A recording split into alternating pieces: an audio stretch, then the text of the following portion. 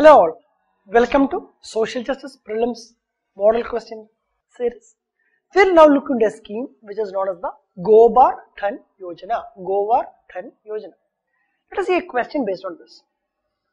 With reference to Gobar Dhan Yojana, which of the statements given below are correct?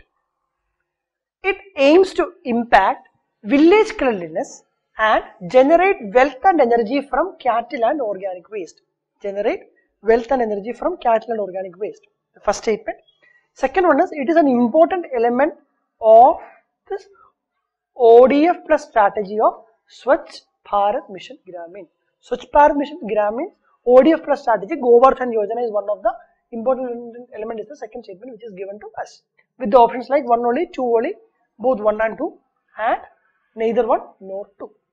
We will quickly see what Gobar Dhan Yojana is. Gobar Dhan Yojana is a scheme which is implemented by the Ministry of Drinking Water and Sanitation. Ministry of Drinking Water and Sanitation implementing the Gobar Dhan Yojana. This or Gobar basically means galvanizing organic bio-agro resources. Galvanizing organic bio-agro resources. So that those have been galvanized. For what? As done. That is, this scheme aims to positively impact village cleanliness and generate wealth and energy from cattle and organic waste.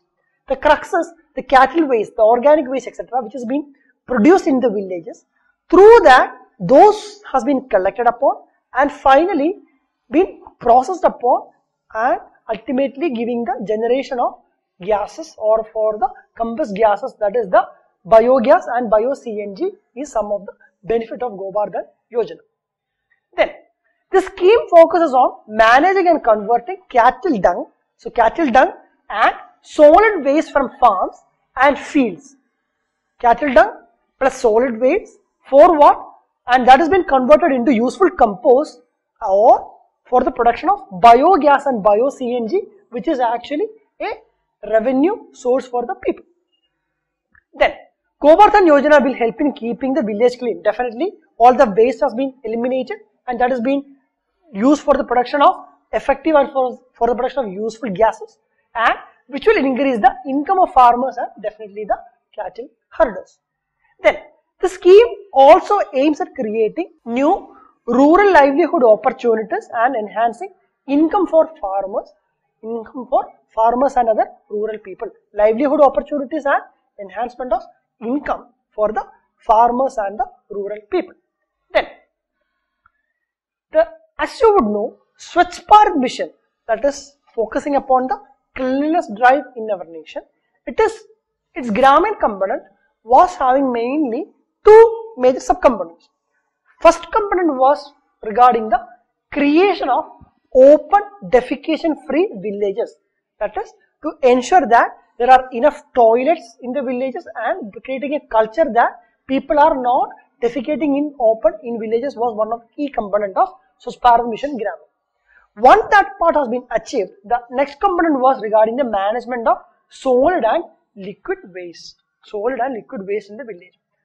Over the years since the implementation of Swachh Bharat Mission, you have seen that the open defecation part is something which has been addressed on a very good scale. So it is time now to focus upon the other ambits or for the other segments apart from the open defecation part. So Gobar Dhan Yojana is definitely a scheme which is involved in the ODF activities of Swachh Bharat Mission Gramin component. Then the scheme envisages the implementation of 700 biogas units. So implementation of biogas units, and this is for a period of 2018-19. For a 1 year period is what the scheme is being planned as of now. The cooking gases or that would be provided to rural habitations and that will definitely help one in terms of creating a pollution free environment as well. Next thing is regarding the financial implication which has been pertained under the scheme. One thing for us to understand is that the solid and liquid waste management component under the Swachh Bharat Mission Gramin, the guidelines regarding payment was that for a maximum of 7 lakh would be given to a Grama Panchayat If it was having close to 150 households, 150 households, it was 7 lakh, and that is for what?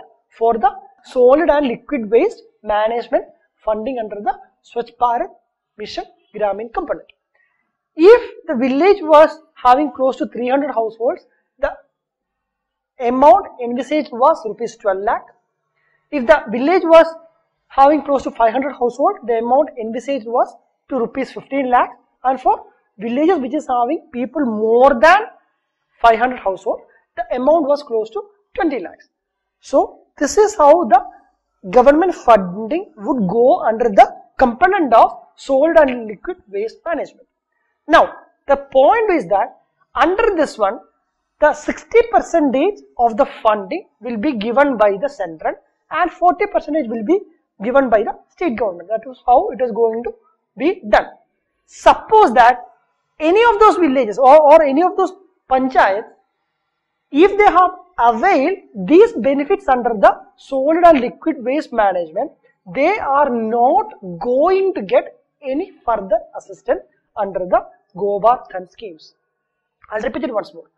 Under the solid and liquid waste management guidelines of Swachh Bharat Mission Gramin component, these were the amount which a Gram Panchayat would get to ensure that the village part has been done on a is kept on a very clean basis. Suppose a village has availed fund already under this one, then for the Gobar Dhan Yojana, they are not going to get any extra amount of fund is one of the idea in this one. But if the government feels that the state shall have the flexibility to provide additional funds to any Grama Panchayat based on viability under the scheme. So, under the normal course, the fund allocation part is not going to happen, but on an extra case, if the state feels that okay, that is this extra funding from the state cannot be avoided for the Gobar Dhan units or for the biogas units to function in that village, then they can plan about giving the money to the panchayats. Let us now quickly revise what this Gobar Dhan Yojana is.